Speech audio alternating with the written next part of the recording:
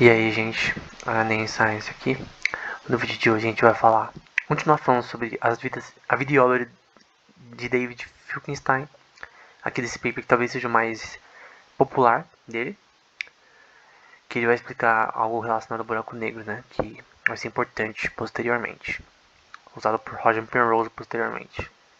Então, basicamente, ele vai descrever que as partículas dentro de um campo, eu falo campo, mas simplesmente é só por formas de abstração mesmo, que a partícula ela não é só contínua dentro do espaço-tempo, mas ela pode meio que é, ir para trás, entre aspas.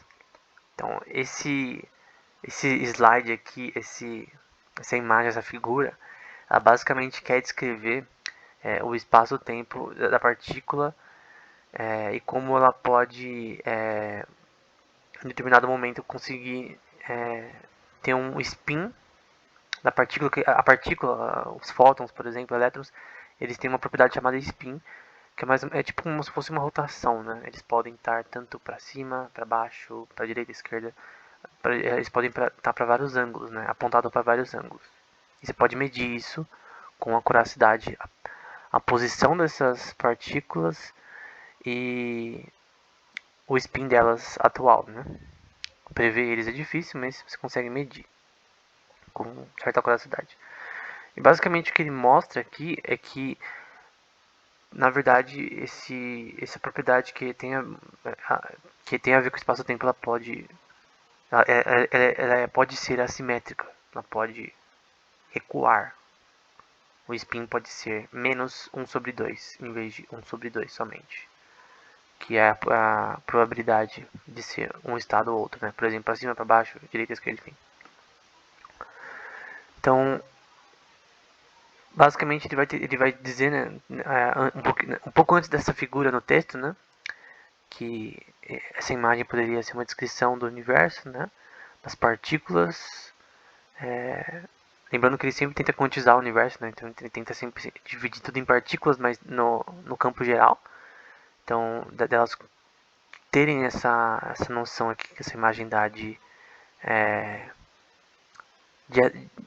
de conseguir não ser só contínuo, né, não ser uma coisa só para a direita no campo cartesiano da vida. Embora talvez essa seja uma explicação muito fraca, mas basicamente é isso. Na entrevista ele vai dizer que esse paper vai ser relacionado a esse spin negativo, né? E uma coisa que ele vai falar que vai ser relacionado ao buraco negro é que a superfície do buraco negro em si, embora na época não era chamada assim, eu creio, que vai ser, nesse caso, o raio da circunferência, vai falar que quando é igual a 1 vai ser uma membrana unidirecional e influências causais podem passar através dele em um sentido. Então, basicamente, dentro do sistema, eu vou mostrar posteriormente, mas basicamente dentro do buraco negro em si, quando você está no evento de horizonte, né, no evento onde quando você chega perto, assim, do rádio ao ponto do raio da circunferência pro centro mais possível, o mais perto possível, quanto mais você chega perto desse raio da circunferência do buraco negro, mais você é sugado e ao ponto de que tem uma hora que você não consegue espagar, fugir, né? Que o único jeito de você fugir é ser mais rápido do que a luz, que basicamente a gravidade vai ser tão forte que vai impedir que você escape. É isso, que vai ser impossível você criar sei lá, um foguete que consiga escapar, a não ser que ele quebre a lei de conseguir sair mais rápido que a velocidade da luz, né? Então, e vai dizer na parte verde que isso demonstra a simetria entre passado e futuro, né? Depois isso daí vai ser chamado de Cronon, uma coisa assim. Eu acho que pronunciei errado, né? Que na verdade que vai falar que o tempo não é contínuo, né? Que ele não é contínuo, embora isso seja uma frase que eu não vou explicar. É um pouco difícil para mim de explicar esse tipo de coisa. Mas enfim. E o que realmente tempo, né? Ele termina o artigo falando que nesse caso A lei da interação entre partículas é aparentemente assimétrica com respeito à relação entre passado e futuro, a respeito mesmo que a origem dele seja na relatividade geral, né? Relatividade geral tem a ver com sistemas maiores, né? Diferente da especial. Então, basicamente, o objetivo dele é dizer que dentro de sistemas, nesse caso, dentro do buraco negro, as partículas, elas, dentro do rádio desse sistema, o sistema em si, o campo gravitacional dele, vai puxar as coisas ao ponto de, tipo, só tem uma direção quando você entra nesse campo que você vai ser puxado, que é o evento de horizonte. Chega a um ponto que você não consegue sair. E basicamente, agora tendo uma imagem, né, porque só falando não dá pra visualizar, você tem que visualizar as coisas em imagens. Então basicamente a singularidade é aquele pontinho vermelho ali, o raio da circunferência, eu sempre falo rádio, né, porque eu sempre confundo com o inglês. O raio da circunferência, o raio de Schwarzschild vai ser dado por essa equação ali, que vai ser daqui é uma representação, como se diz, a equação é um pouquinho maior que isso, mas essa aqui é uma forma reduzida, né? Mas a forma reduzida é duas vezes a relação da gravidade, a massa do objeto, dividido pela constante relacionada à luz, que é C, nesse caso. E basicamente vai ser para você calcular o raio da circunferência, né? Então, dependendo da massa, obviamente tudo aqui vai ser um pouco diferente. E a zona de horizonte, né? O evento de horizonte vai ser esse negócio preto aqui. E quanto mais você se aproxima desse pontinho vermelho, mais você tem esse problema de não conseguir sair. Claro que se você ficar um pouco, se você ficar em uma distância distante do buraco negro, vai ter uma hora que você vai conseguir, sabe, sair e tal, se mover, ou entrar em órbita da vida. Mas se você chegar muito próximo, você simplesmente é sugado, né, dentro dessa zona desse evento de horizonte. E quem definiu esse conceito usando o paper do Finkelstein foi o Roger Penrose. Esse artigo, na verdade, foi o pelo qual ele ganhou o prêmio Nobel em 2020, no ano passado. Eu até achei, assim, foi um susto pra mim, porque eu tinha eu tinha começado a ler as coisas do Penrose, principalmente a teoria dele lá relacionada à consciência, né? A Archaeor Theory, né? Junto com o Stuart Hameroff. A gente falou desse artigo no canal já, fez uma série sobre ele. E ele ganhou o prêmio Nobel relacionado a buracos negros relacionados à relatividade, né? A descrever os buracos negros usando também a relatividade. Tanto a física quântica e a relatividade. E esse paper vai ser o principal relacionado a ele, né? Ele é um matemático por formação, principalmente. E também é importante citar que ele era amigo do... Qual é o nome? Eu tenho que lembrar o nome dele, calma. Stephen Hawking, né? Ele era amigo próximo do Stephen Hawking. Amigo no sentido de trabalho também, né? E esse daqui é uma imagem do paper dele. Desse paper de apenas 3 páginas. Que ele vai. Gente, essa imagem ele mostra toda a palestra que ele vai falar sobre física quântica. Até essa Bjork Theory ele mostra esse slide. Eu sei porque eu vi todas as palestras deles relacionadas a isso. Ele sempre me mostra esse slide. Então esse slide é extremamente importante para explicar a pesquisa dele até. Então, você tem lá o campo, espaço-tempo dele.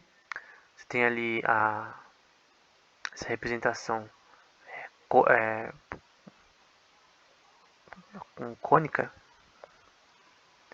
representando aqui as dimensões aqui desse sistema.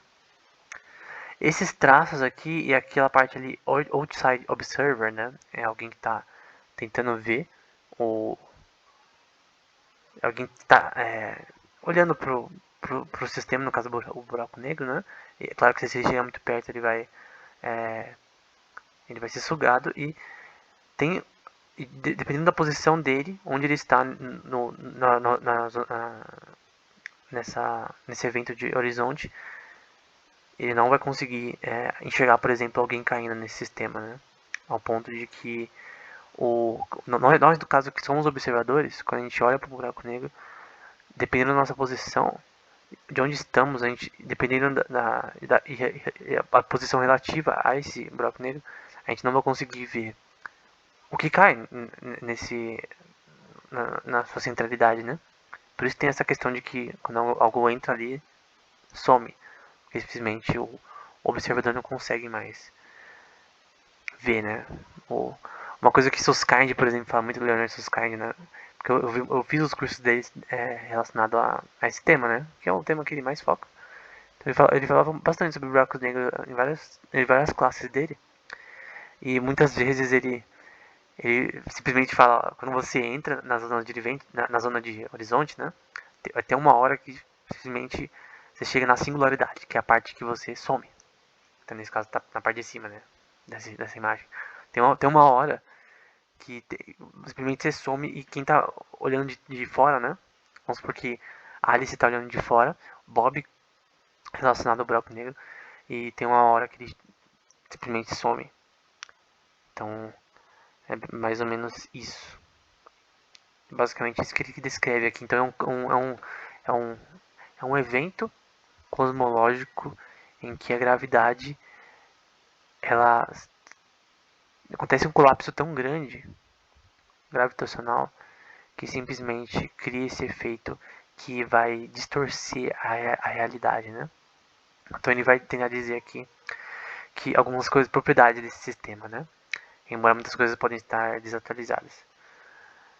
Então a energia local é negativa, relacionado a esse Schwarzschild Radius. Basicamente, dentro dessa singularidade você não pode sair. As equações de Einstein são violadas. Ou a estrutura do sistema, eu não sei como traduzir manifold, mas pensa da estrutura geométrica relacionada a esse espaço-tempo incompleta. E o conceito de tempo e espaço ele se perde, significado pela curvatura que é criada por fenômenos quânticos nesse sistema. Obviamente quando você está dentro de um espaço específico do buraco negro no caso. Então, quanto mais você entra na zona no evento de horizonte, mais você se aproxima do R igual a zero, mais você vai só em uma direção. Tem uma hora que a luz em si ela só vai em uma direção, as partículas em si elas só vão em uma direção por causa desse colapso gravitacional que simplesmente puxa tudo dentro dessa zona de horizonte, né? Então, basicamente isso. Embora várias outras questões também devem estar envolvidas aqui, é uma explicação bem simples. E ele vai citar, na parte que ele descreve uma equação relacionada ao raio da circunferência de Schwarzschild, que basicamente ele vai citar o Wittgenstein. Na verdade, o que ele vai citar por a questão assimétrica, que vai ser importante para essa questão de que dentro dessa zona de horizonte vai ter uma área específica e você pode calcular ela que vai puxar tudo e que é impossível fugir, a singularidade. E basicamente ele cita o Wittgenstein por isso.